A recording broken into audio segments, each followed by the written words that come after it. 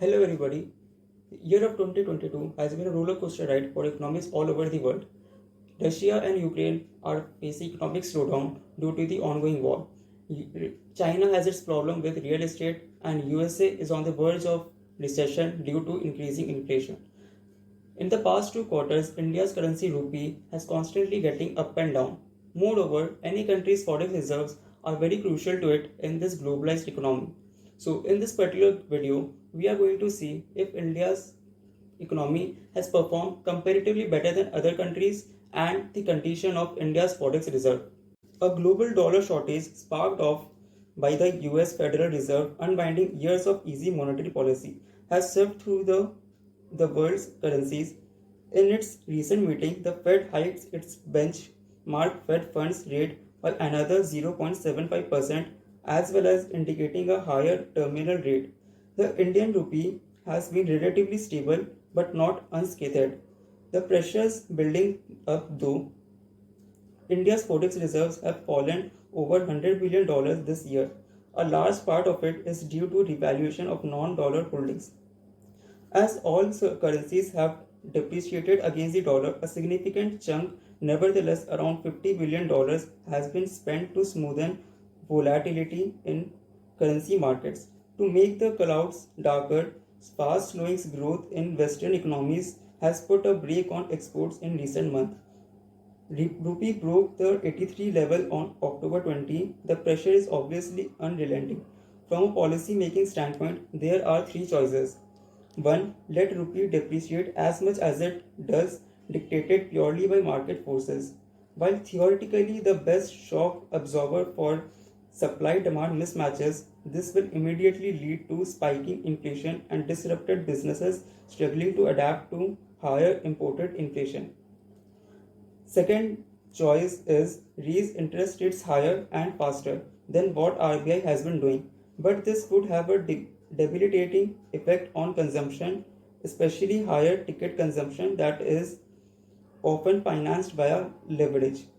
The trickle down impact on incomes barely getting back on pre COVID levels will be devastating. Choice number three is raise a large chunk of dollars via a special focused program. This could immediately bolster forex reserves, send a positive supply signal to forex markets, and enable a dampening of the sharp volatility in the rupee. Now the question comes, why mobilize dollars? It is somewhat expensive fiscally but has the least cost imposed on the individual citizen. The good news is it has been done before too, each time in arguably worse circumstances. The first time was in 1998 when a sanction wrecked India raised resurgent India bonds. The second time was soon after in 2000 when a similar depreciation of the rupee was tackled by issuing India Millennium Deposits, and a third time in 2013 when a mix of domestic and international factors sent rupee on a free fall. Yet again, RBI raised $35 billion via a special FCNR deposit scheme. The common thread running through the each such fundraise was that instead of depending on commercial money market, it raised the required funding from the large Indian diaspora. The message wasn't just about the quantum of dollar capital raised, but that India had a large captive investor pool in the form of NRIs that has immense and enduring confidence in India. That, coupled with Indians at decision making levels in most international banks, all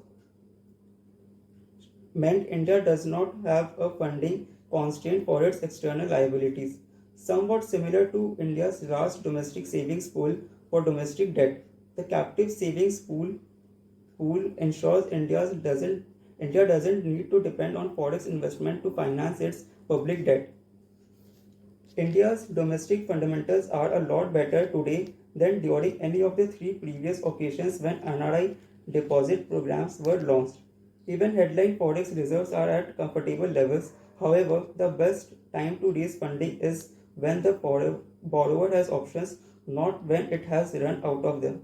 In Mumbai, the city that has made monsoon a part of its civic folklore, umbrellas start getting bought or gifted in May, weeks before the first showers hit the city. Mumbaikars know from experience when it rains, it pours, and it's too late to go looking for an umbrella. RBI, based out of Mint Street in the heart of South Mumbai, would be very similar with the principle. It's time for India to shore up its defenses while the clouds are still gathering around the world. Better go slightly wrong and pay a small price now than get drenched by a potential downpour in a few months.